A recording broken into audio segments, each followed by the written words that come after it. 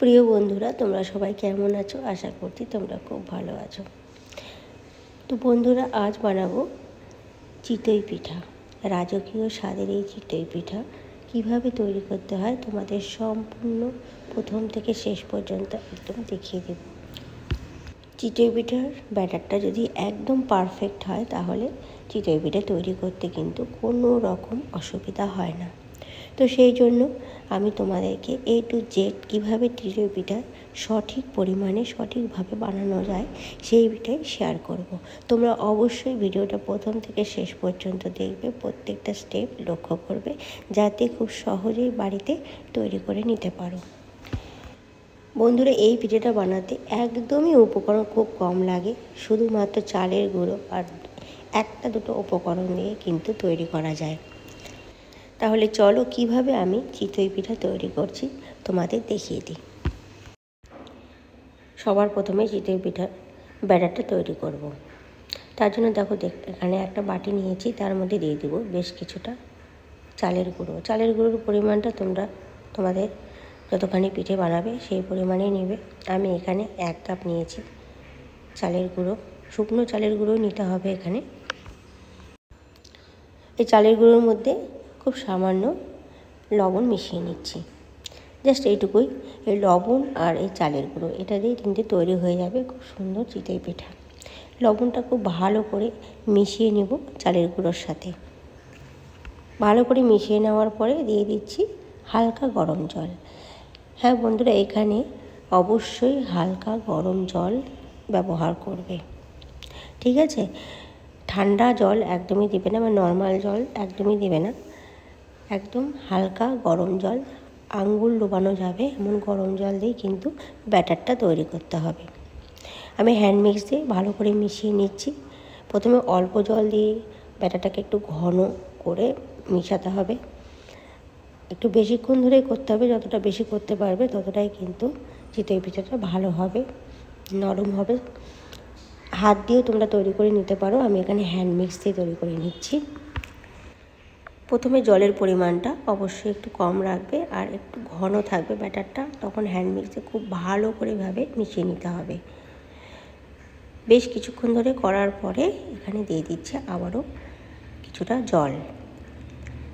এবার ব্যাটারটাকে একটু পাতলা তৈরি করব, একদম পাতলাই হবে ব্যাটারটা। একদম পাতলা মানে একদম জলের মতো পাতলা না, আবার মোটাও না।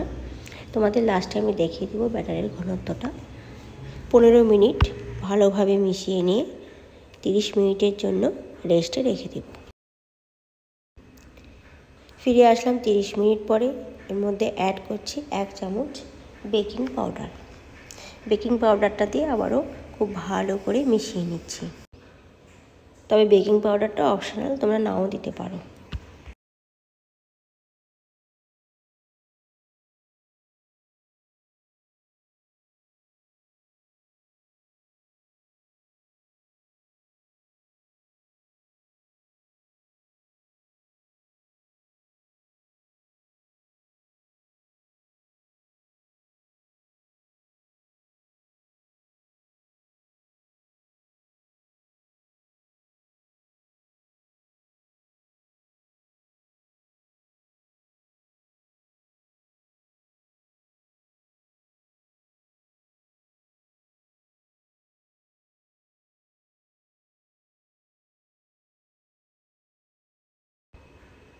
এবার সবার শেষে তোমাদের দেখিয়ে দিচ্ছি ব্যাটারের ঘনত্বটা। ব্যাটারের ঘনত্বটা ভালো করে লক্ষ্য করবে, ঠিক এই রকমই হবে। এবার তৈরি করে নিব চিতই পিঠা। তার জন্য দেখো এখানে আমি একটা ননস্টিক কড়াই নিয়েছি। ননস্টিকের কড়াইয়ের মধ্যেই আমি চিতই পিঠাটা তৈরি করব, ঠিক আছে? আমার কাছে মাটির কোনো নেই, পাত্র নেই। ননস্টিকের কড়াইয়ের মধ্যে সবার প্রথমে একটু সাদা তেল মিশিয়ে নিয়েছিলাম, তারপরে এর মধ্যে দিয়ে দিচ্ছি ব্যাটারটাকে। আমি একটু বড় সাইজের চিতই পিঠা তৈরি করব,